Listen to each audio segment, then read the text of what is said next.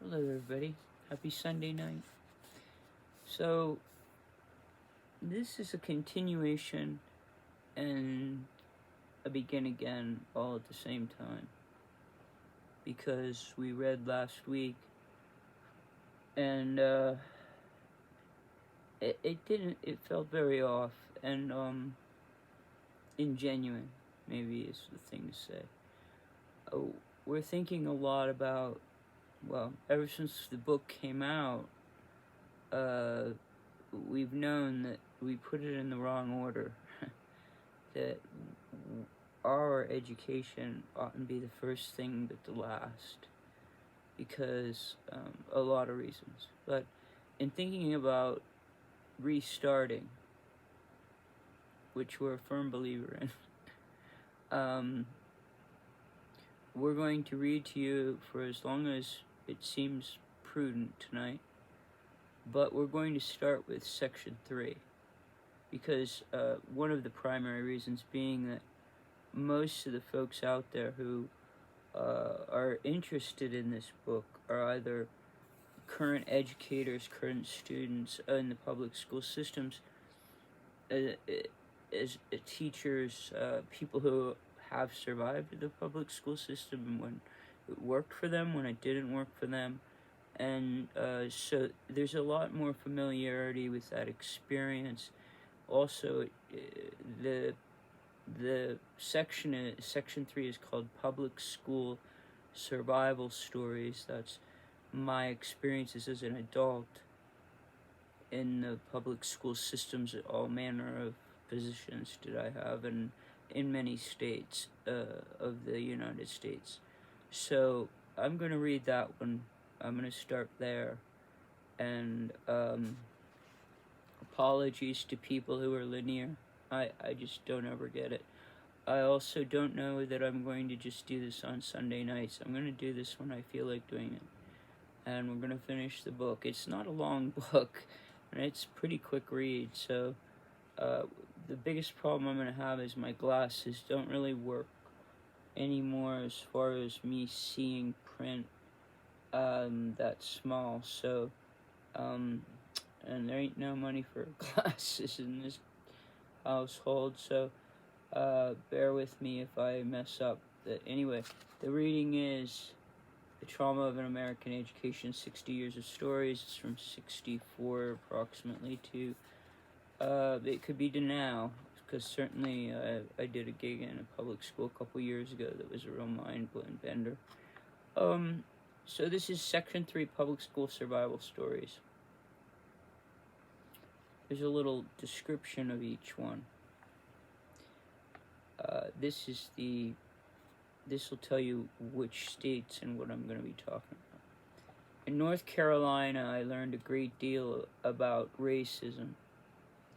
The degree it permeates both the systems and the humans' lives who depend on such systems to learn and heal and grow. In New York, I was suffocated and starved trying to work within a system severely dilapidated and inhuman. Treating mortal wounds daily with band-aids takes its toll on everyone involved.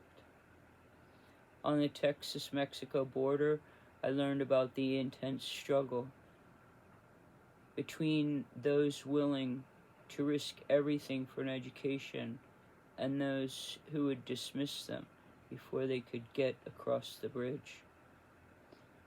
Following are the stories through which my students in 3 different places taught me about what truly matters in the larger world, and how being true to themselves is in an inhuman system impacted them on a daily and sometimes eternal basis. I have a little quote here from one of my favorite quotes in the universe by Saint-Exupéry, The Little Prince. It is only with the heart that one sees clearly. What is essential is invisible to the eye. Boy, if we could just live that every day. Anyway, there's 3 sections in here. One's North Carolina, one's New York City area, and one is the Texas-New Mexico border, literally on the border highway was the school. This is called Below the Mason-Dixon Line. I better watch the time, but I'm just going to end when it seems to end right. Below the Mason-Dixon Line. Upon moving into my little rental house in a small, primarily African-American working-class neighborhood, my neighbor across the street sent her granddaughter, Precious, over to ask, "No, tell me, to come by." I walked over with Precious and my old hound dog, Jake. Big Mama, as she was known throughout the neighborhood, was ensconced in her double bed in the only bedroom in the whole house, well air-conditioned and layered in several of those pre-printed velvety plastic blankets you get at Walmart for $10, $20 now. She patted what little was left of her bedside for me to have a sit. Her youngest charge, Junior, was propped up in bed next to her on the other side, as tiny and frail as she was grand and certain. "Well, aren't you a sweet one to take time to come on over and see a sick old lady?" she cooed. I smiled. She wasn't much older than I was at that time. She took one of my hands slowly into hers and patted it. "I want you to listen to me now," she said almost apologetically, but clearly. "Now, I ain't no racist, and neither are my grandbabies here." She stopped to twirl her youngest charge's mop of curls and nod to Precious. Satisfied with their silent approval, she continued, "Now, if you have any trouble in the neighborhood, any trouble at all, anyone so much as cross their eyes at you or that hound dog of yourn, then you just let me know, and I'll make sure you don't have no more trouble after that." Nothing about her made me doubt that, should I have trouble, she'd find a way to rectify it, but I was a tad shocked by her statement. Something about a huge, bedridden black woman wanting to dispel any notions I had in regard to neighborhood prejudice made me pause. Honestly, I had no idea black folks would ever consider themselves racist. Over the years I had lived with and helped to raise young folks of African American descent, I'd never heard anyone ever act like or refer to themselves as racist. Therefore, not the opposite either. I became friendly in that neighborhood way with Precious as intermediary. Big Mama had sent me proper North Carolina Sunday dinners she'd hobble into her kitchen to make for the whole family, and I, of course, reciprocated with zucchini breads and birthday gifts, attending the celebratory barbecues, and taking Precious along in the car to shop when I went to the grocery store. When I had left the academy, that's the previous chapter, the academy experience, which is a whole different scene than most of you would ever not understand really where that was coming from. So when I left the academy, I had no clue anyone would want me in public schools. I had never been wanted in public schools. Why would it be any different as a teacher than a student?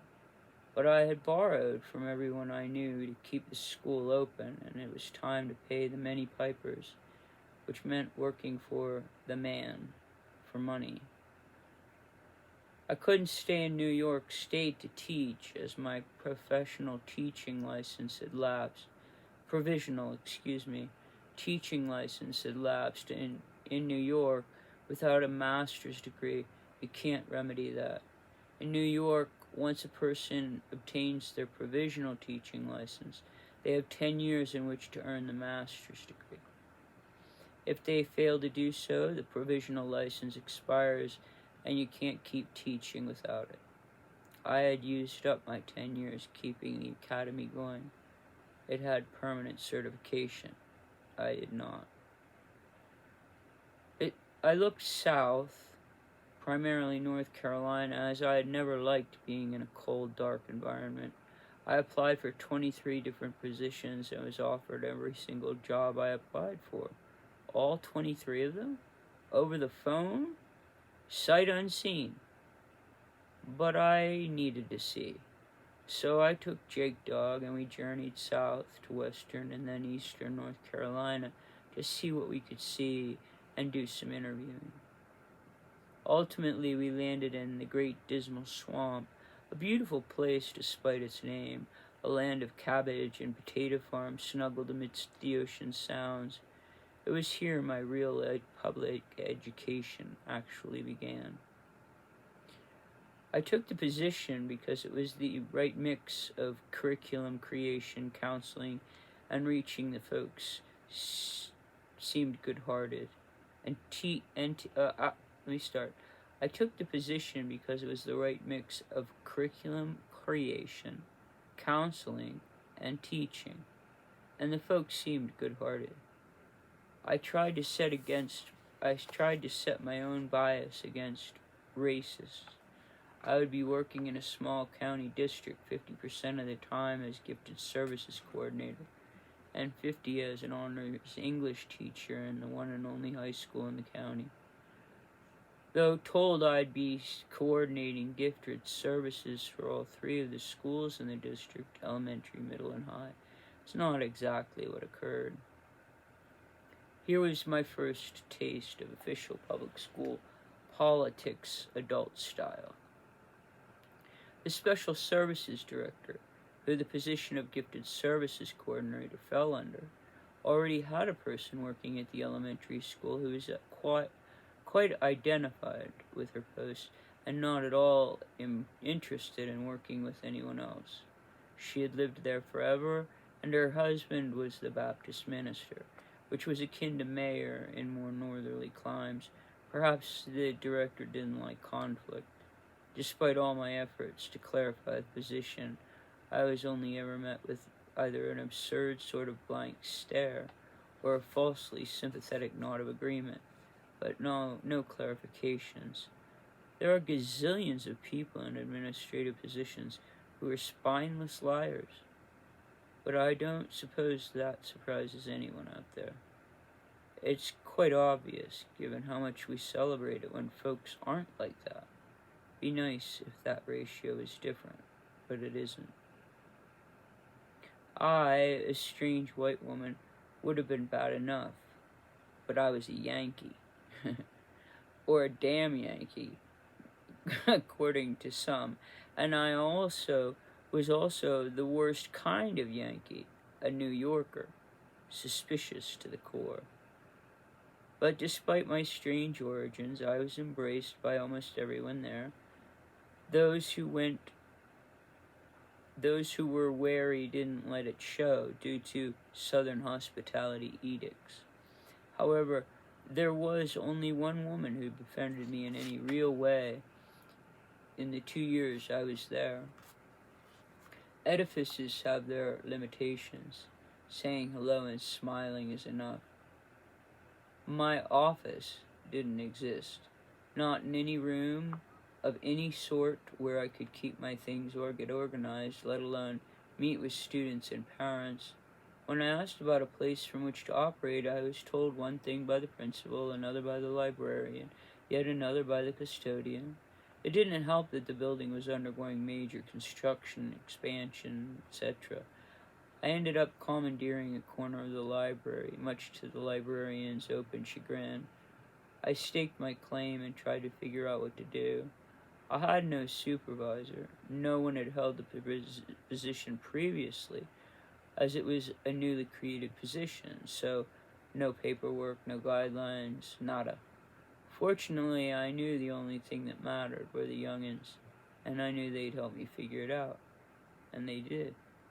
I'm gonna end there for now. Sorry I cut you off so quickly last week. I'm tired. Doing a lot of work on the house. It's a beautiful house. It's beautiful to have a house. Appreciate all of you. I'll be back. You don't know when, but if you sign up for the channel, you'll get whatever I put on there, which a lot of it is how I'm building this house and trying to make a home. Making a home. So, anyway, thank you for listening. I'll be back. before next Sunday night, probably. Cheers.